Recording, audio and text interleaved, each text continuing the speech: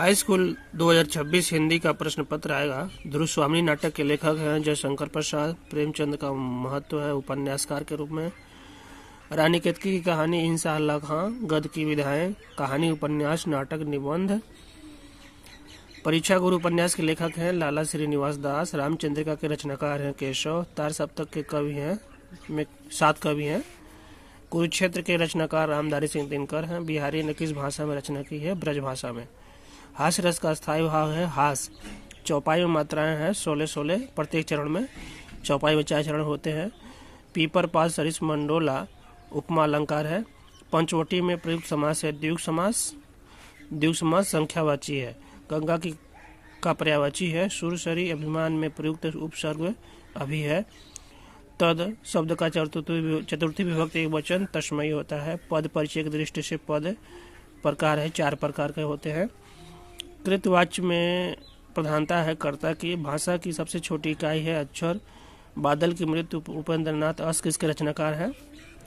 मानसरोवर कहानियों के संकलनकर्ता प्रेमचंद है। शेखर एक जीवनी उपन्यास अज्ञा इसके है। अरे या आवार रहेगा याद की विधा है। यात्रा साहित्य है। हरवंश राय बच्चन की रचना है। रीतकाल की भाषा ब्रज भाषा। हरवंश राय बच्चन की रचना है नीड़ का निर्माण। फिर कवि भूषण की रचना है शिवराज भूषण शिवा बावनी छत्रसाल दशक।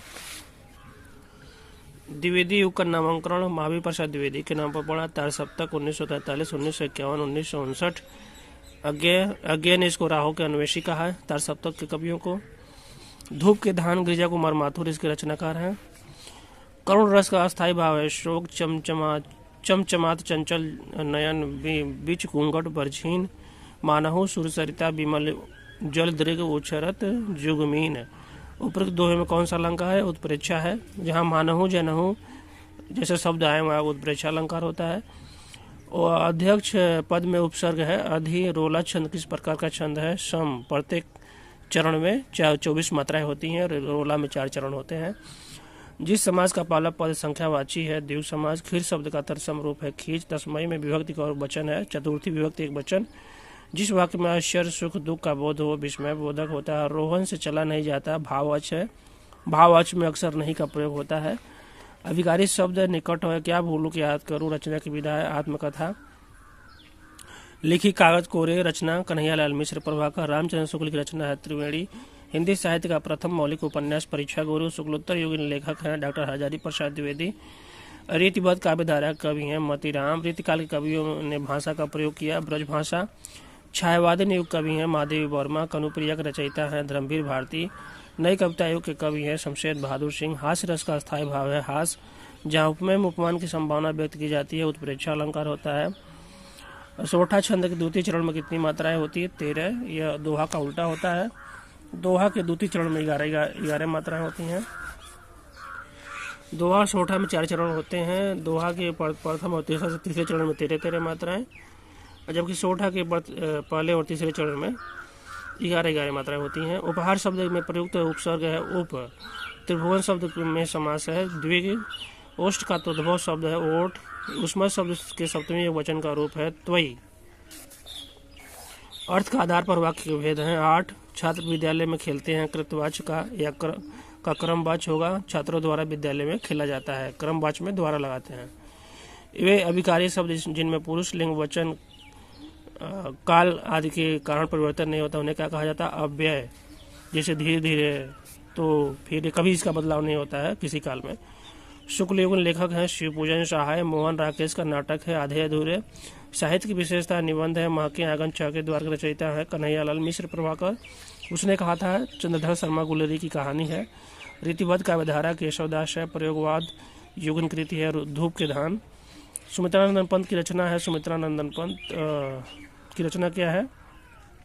प्रकृति के सुकुमार कवि हैं। पल्लव इनकी रचना है। तीसरा सप्तक 1959 ईस्वी में प्रकाशित हुआ था अज्ञान द्वारा। गंगा लहरी पद्माकर की रचना है। रीतकालीन कवि हैं।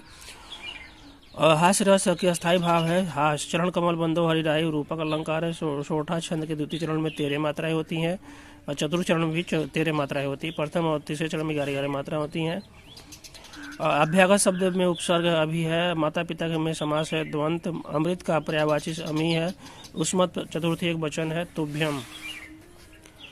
रचना के आधार पर वाक्य के में भेद हैं 3, भाववाचक में प्रधानता होती है क्रिया की, विकारी पद के भेद हैं 4, सरस्वती पत्रिका के संपादक महावीर प्रसाद द्विवेदी, निर्मला किस विधा की रचना है उपन्यास, पंचपात्र के लेखक हैं पद्मू ललपुन्ना ललबख्शी, हिमालय की पुकार जयप्रकाश भारती की रचना है, सेवा सदन के लेखक हैं प्रेमचंद, रीतकाल के कवि हैं मतिराम। मतिराम एक रीतिबद्ध कवि हैं, रीतिकाल को 3 भागों में बांटा जाता है, रीतकाल, रीतिबद्ध, रीतिसिद्ध, रीतिमुक्त। बिहारी रीतिसिद्ध के कवि हैं। दूसरा सप्तक प्रकाशन 1991 ईस्वी में हुआ था। निहार के रचनाकार महादेव वर्मा है। महादेव वर्मा को आधुनिक मीरा कहा जाता है। पुष्प की अभिलाषा युग चरण है। छायावादी की विशेषता है प्रकृति का मानवीकरण, करुण रस का स्थायी भाव है, शोक, जहाँ उपमेय को उपमान पर सीधा आरोपित किया जाता है और रूपक अलंकार होता है। सोठा किस प्रकार छंद है, अर्थ मातृ छंद है। द्विगुण शब्द में प्रयुक्त उपसर्ग नीर, नील कमल में कौन सा समास है, कर्मधार है। द्विवेद नदी का पर्यायवाची है गंगा। युष्माभ शब्द में विभक्ति एक वचन, तृतीय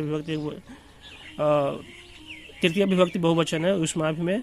विकारी शब्द कितने प्रकार के होते हैं, 4। अर्थ के आधार पर वाक्य भेद है 8।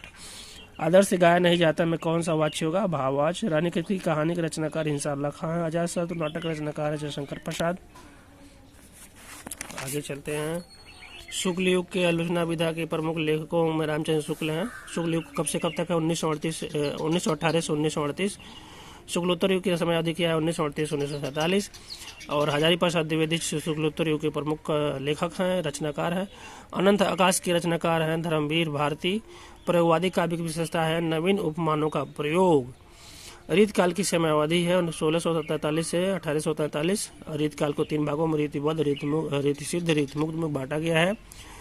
रीतिबद्ध के केशव दास भूषण है, रीतिमुक्त के घनानंद ठाकुर बोधा आलम है, जबकि मतिराम भी रीतिबद्ध के हैं। रीतिसिद्ध के अकेले बिहारी सरसाई हैं। आधुनिक युग की मीरा कही जाती है महादेवी वर्मा। मथलेश्वर गुप्त है भारत भारती की रचनाकार है। मथलेश्वर गुप्त को राष्ट्र कवि कहा जाता है। केदारनाथ सिंह किस सप्तक के कवि हैं, तीसरा सप्तक जो 1959 में प्रकाशित हुआ था। जो घनीभूत पीड़ा थी मस्तक में स्मृति छाई, दुर्दिन में आंसू बनकर वह आज बरसने आई। उपरोक्त पंक्तियों में कौन सा रस है, करुण रस है, क्योंकि इसमें आंसू की बात कही गई है। और रूपक अलंकार होता है उपमेय उपमान में अभेद में। रूपक अलंकार वह होता है जहाँ उपमेय और उपमान को अभेद रहित, जिसमें कोई भेद नहीं होता है। जैसे चरण कमल बंधो हरिराई में क्या है, चरण क्या है, कमल के समान है, उसमें कोई भेद नहीं रह गया तो रूपक अलंकार होता है। किस छंद में प्रत्येक चरण में 11 और 13 के विराम से 24 मात्राएं होती हैं और रोला के प्रत्येक 4 चरण होते हैं। चारों चरण में प्रत्येक में 24 मात्राएं होती हैं। परिपूर्ण शब्द में उपसर्ग है परि। माता पिता में समास है द्वंद्व समास। धीरज शब्द का तत्सम रूप कौन सा है, धैर्य। तस्य शब्द में विभक्ति और एक वचन है, षष्ठी एक वचन है। जिस वाच्य में क्रिया की प्रधानता हो भाववाच्य है। विकारी पद कितने प्रकार के होते हैं, 4 प्रकार के होते हैं। जातिवाचक संज्ञा क्या है, शिक्षक। शुक्ल युग के निबंधकार हैं वियोगी हरि। निर्मला उपन्यास के रचनाकार है प्रेमचंद। अपनी खबर रचना की रचना विधा है आत्मकथा। रामधारी सिंह दिनकर की रचना है रेती के फूल। गुनाहों का देवता के लेखक है धर्मवीर भारती। एक उपन्यास है ये। किस कवि को राष्ट्र कवि कहते हैं, मैथिली गुप्त। रामचंद्रिका के रचनाकार हैं केशवदास। घनानंद किस काल के कवि हैं, रीतकाल के रीतमुक्त कवि हैं ये। छायावादी काव्य की प्रमुख विशेषता है प्रकृति का मानवीकरण। 4 सप्तक कवियों को किसने राहों का अन्वेषी कहा, अज्ञेय ने कहा है। करुण रस का स्थायी भाव है शोक। भूरे वालों की सी कतरन, छिपा नहीं उसका छोटापन। उपरोक्त पंक्तियों में प्रयुक्त अलंकार कौन सा, उपमा। की सी लिखा है ना, उपमा अलंकार जहाँ समानता बताई जाती है उपमेय की उपमान से, और परीक्षा में संभावना बताई जाती है। रूपक में अभेद रहित एकदम मान लिया जाता है, कोई भेद नहीं रह गया। छंद को पढ़ते समय आने वाले विराम को क्या कहते हैं, यति कहते हैं। अभ्यास शब्द में किस उपसर्ग का प्रयोग किया जाता है, अभी उपसर्ग जो हमेशा शब्द से पहले लगते हैं। पंचतर में कौन सा समास है, द्विगु समास है। दिनकर दिवाकर भास्कर किस शब्द के पर्याय है, सूर्य के। युवाम शब्द में कौन सी विभक्ति एक वचन है, प्रथमा विभक्ति एक वचन। मोहन द्वारा चित्र बनाया गया, इस वाक्य में वाच्य है कर्मवाच्य। सूर्य निकला और चारों ओर प्रकाश फैल गया, इस वाक्य में किस प्रकार का है, संयुक्त वाक्य है, क्योंकि इसमें 2 वाक्य का इस्तेमाल किया गया। कौन सा पद सर्वनाम है, तुम। वर्णनात्मक प्रश्न में आएगा आपका व्याख्या करने के लिए मित्रता से आ सकता है, रामचंद्र शुक्ल की रचना है, क्या लिखूं, पद्मूलाल पुनालाल की रचना है।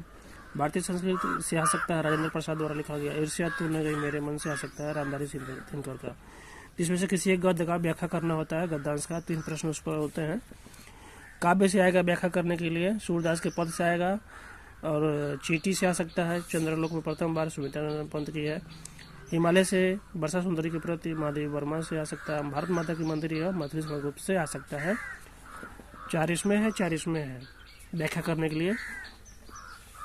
उसमें देता है संदर्भ से व्याख्या के लिए करिए। दूसरा प्रश्न होगा रेखांकित पद का रेखांकित कर देता है, उसका अनुवाद करना होता है। और अलंकार काव्य होगा तो अलंकार पूछ लेगा, और गद्य होगा तो तीसरा प्रश्न उसमें पूछ लेता है, एक प्रश्न उससे पूछ लेता है गद्यांश से।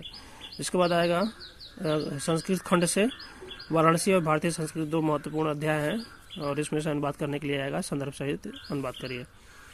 इसके बाद संस्कृत व्याकरण आता है, तो पहला आएगा संधि, वृद्धि संधि, जड़ संधि 2 ही है इसमें। शब्द रूप में आएगा तद और स्मद, ये दोनों में से किसी एक बार आ सकता है।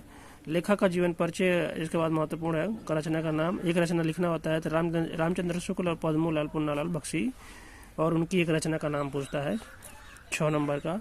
कवि का जीवन परिचय और एक रचना का नाम लिखिए, तो सूरदास तुलसीदास में से कोई एक आ सकता है, दोनों याद करना चाहिए। इसके बाद प्रश्न पत्र लिखना होता है, 3-4 नंबर का आ जाता है प्रश्न पत्र। उसके बाद निबंध 6-7 नंबर का निबंध होता है, तो 1-1.5 पेज से 2 पेज में निबंध लिखते हैं किसी एक विषय पर।